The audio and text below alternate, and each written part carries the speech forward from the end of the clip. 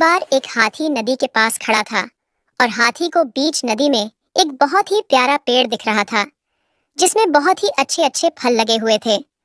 हाथी के मन में तो फल खाने का लालच था, लेकिन हाथी को डर लग रहा था कि कहीं वो पानी में वह डूब ना जाए।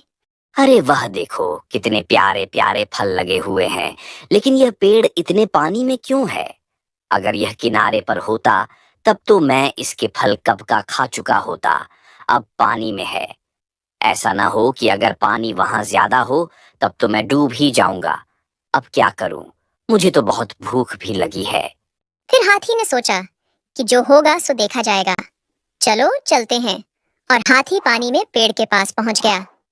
पेड़ के पास पहुंचते ही हाथी डूबा तो नहीं, लेकिन उसने देखा कि वह फल तो उसकी पहुंच से बहुत ही ऊपर लगे हुए हैं। और हाथी सोचने लगा, काशी फल थोड़ी नीचे होते तो मैं उन्हें खा लेता। फिर हाथी वापस किनारे पर आ गया और बहुत दुखी हो गया और सोचने लगा कि काश मैं पेड़ पर चढ़ पाता तो वह फल मुझे मिल जाते। अब मैं फल कैसे खाऊंगा? इतने में एक हिरण वहां आ गया, तो हिरण को देखकर हाथी बोला, अरे भाई, कहाँ जा रहे हो इतनी जल्दी में? मेरी बात तो सुनो भाई। हाँ हाथी दादा, बताइए क्या बात है? मैं तो बस यही घूम रहा था। अरे हिरन, मुझे बहुत भूख लग रही थी तो मैं सोच रहा था कि वह नदी में जो पेड़ है ना, अगर हम दोनों उसके पास चले और तुम पेड़ पर चढ़ जाओ और तुम भी फल खा लो और मुझे भी फल खिला दो तो कितना अच्छा होता। बताओ क्या कहते हो भाई?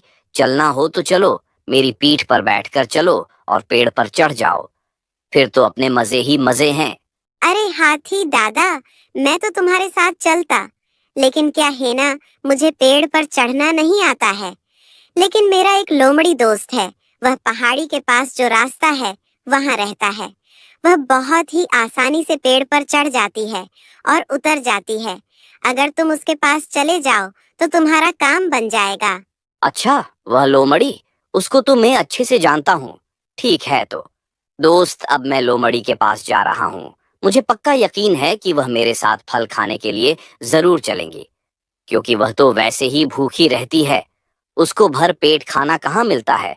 2-3 दिन में एक बार खाना मिल जाता होगा। ठीक है, अब तुम जाओ, हिरन मैं लोमड़ी के पास जाता हूँ।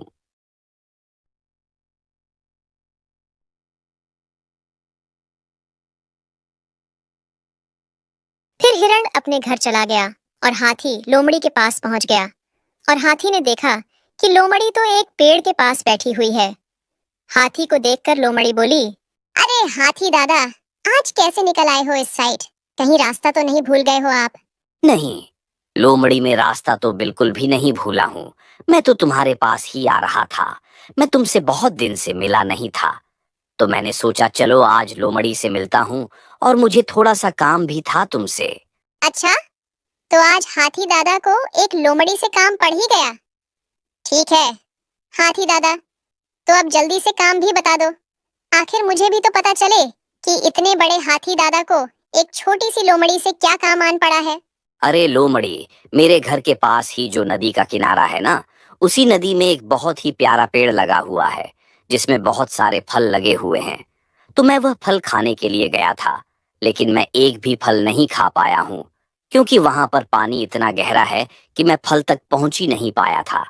इसलिए अगर तुम मेरे साथ चलो तो हम दोनों मिलकर वह फल खा सकते हैं, क्योंकि तुम मेरी पीठ पर बैठकर पेड़ तक चलना और फिर उछलकर पेड़ पर चढ़ जाना।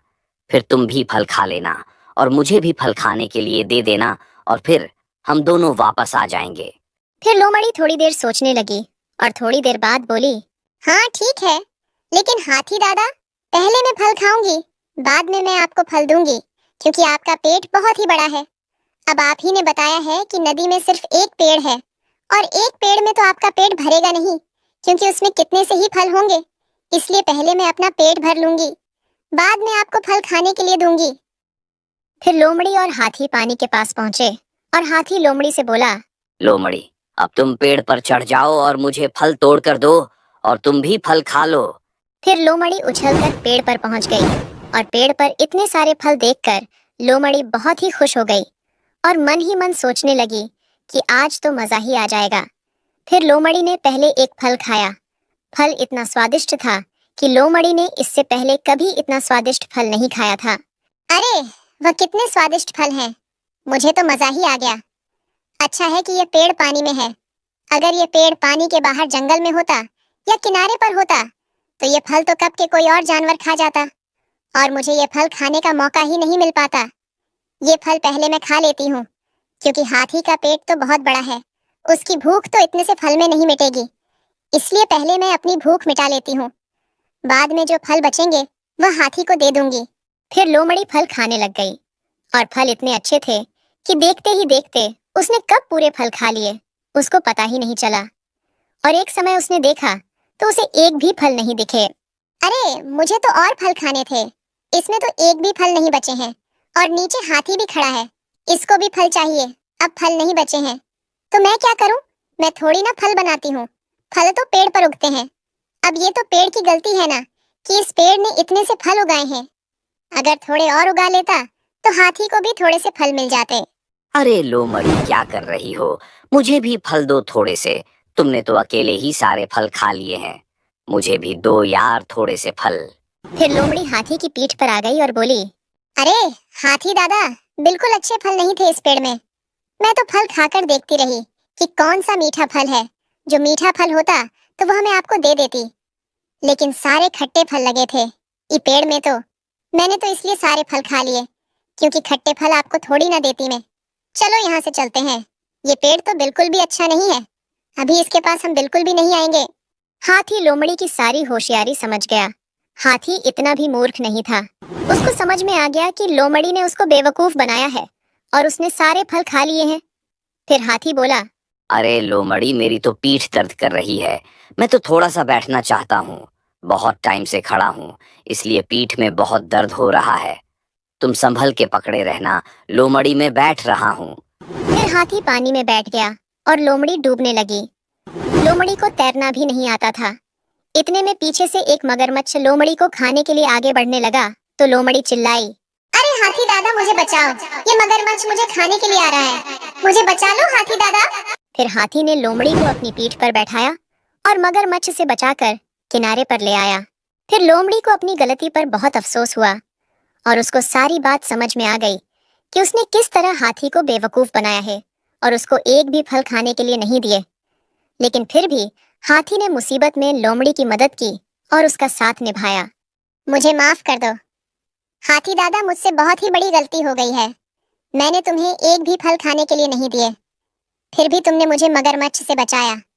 आज तुम नहीं होते तो अब तक तो मगरमच्छ मेरा शिकार कर लिया होता और मैं तो मगरमच्छ के पेट में होती। तुम्हारा बहुत बहुत धन्यवाद हाथी दादा, जो तुमने मेरी मदद की। मुझे तो एक पल के लिए ऐसा लगा कि मैं अब नहीं बचूंगी, लेकिन तुमने बिना सोचे समझे मेरी मदद की, इसलिए एक बार फिर से बहुत बहुत धन्यवाद। हाथी दादा, तुम्हें फल नहीं मिले हैं तो तुम उदास नहीं हो, तुम मेरे साथ चलो। मेरी जानकारी में एक बहुत ही बड़ा बगीचा है, उस बगीचे के बारे में जंगल में अभी किसी को मालूम नहीं है, सिर्फ मुझे मालूम है। आज आपको मालूम हो जाएगा क्योंकि आज मैं आपको उस बगीचे में ले जाऊंगी और हम दोनों उस बगीचे के अच्छे मीठे मीठे फल खाएंगे। चलो हाथी दादा, मेरे साथ चलिए। फिर लोमड़ी की बात सुनकर हाथी अपने घर जाने लगा, लेकिन लोमड़ी को बहुत ही अफसोस हो रहा था, इसलिए लोमड़ी दौड़कर हाथी के आगे पहुंच गई और हाथी को रोक लिया और कहने लगी, चलो ना हाथी दादा, मैं झूठ नहीं बोल रही हूँ, सच में एक बहुत ही बड़ा बगीचा है, तुम एक बार चल के तो देखो मेरे साथ। मेरा रास्ता छोड़ दो लोमड़ी, तुम्हारा कोई भरोसा नहीं है। क्या पता तुम मुझे शेर के पास ले जाओ, मैं तुम पर विश्वास नहीं कर सकता हूँ। क्या पता तुम किसी जानवर से मेरा शिकार करवा दो। तुम बहुत ही मतलबी और चालाक लोमड़ी हो। तुम जैसे के साथ रहना खतरे से खाली नहीं है। तुम्हारे साथ रहना मतलब हर कदम पर खतरा है। मैंने तो तुम पर विश्वास किया, लेकिन तुमने मुझे धोखा दिया। मैं अब फिर से तुम पर विश्वास नहीं कर सकता हूँ। अरे हाथी दादा, मैंने तुम्हें कोई धोखा मौका नहीं दिया है। वह तो फल इतने अच्छे लगे कि मैं लालच में आकर उन्हें खाती गई और वह फल कब खत्म हो गए मुझे पता ही नहीं चला। मैं तो तुम्हें फल खिलाना चाहती थी, लेकिन मैंने फल खाते खाते देखा तो पेड़ में एक भी फल नहीं बचे थे। अब बताओ उसमें मेरी क्या गलती है? और हाँ, मैं गलती अपनी मान भी रही हूँ, तो अब तुम मुझे माफ भी कर दो। भैया, अरे वह तो एक पेड़ था, मैं तुम्हें ऐसे बगीचे में ले जाऊंगी जिसमें ऐसे पेड़ों की कोई गिनती नहीं है और इतने फल हैं कि तुम्हें कभी भी भूख नहीं लगेगी और कभी भी फलों की कमी महसूस नहीं होगी। तुम एक बार चलो तो मेरे साथ। फिर हाथी लोमड़ी के साथ चला गया और लोमड़ी हाथी को अपने बगीचे में ले गई। बगीचे में तो सच में बहुत ही फल लगे हुए थे। फिर हाथी ने पेट भर के फल खाए और हाथी रोज इसी बगीचे में फल खाने के लिए आने लगा। दोस्तों, कहानी अच्छी लगी हो तो वीडियो को लाइक और चैनल को सब्सक्राइब जरूर करें।